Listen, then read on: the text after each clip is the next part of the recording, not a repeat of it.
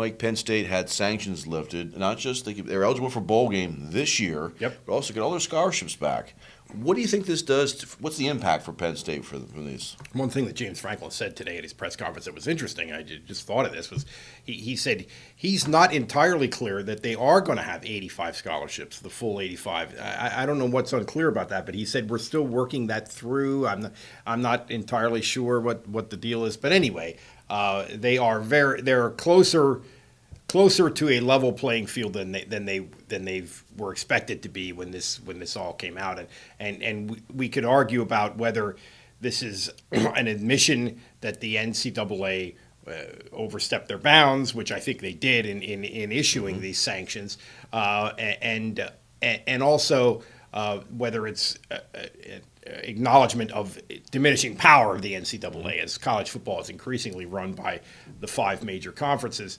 But it's certainly a good thing for Penn State's football program. And as I wrote in today's paper, it really is a small miracle that Penn State had.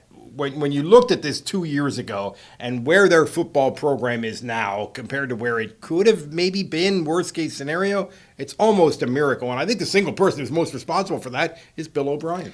Do you realize that in the 2 years, Penn State has as many wins in the last 2 years as what Michigan has? Yep.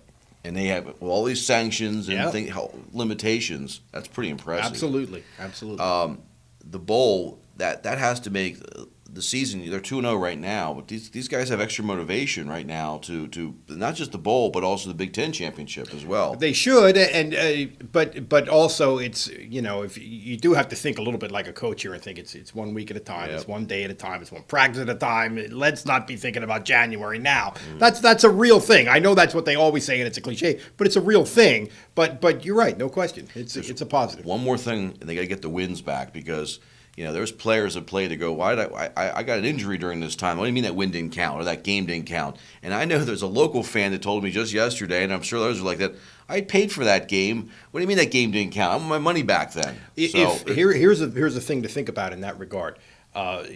Tim Curley, Graham Spanier, and others are going to go on trial for their role in the Sandusky thing. If they're found innocent, then how can you strip Penn State University of football wins? Because at least formally, at least in terms of the court system, what the upshot of this is. It was just one very bad person doing very bad things, and it was not a university. I mean, that's the message that will be sent if these people are found innocent. So how can you not then take those wins away? I think that would be a question that a lot of people will be asking, and legitimately so.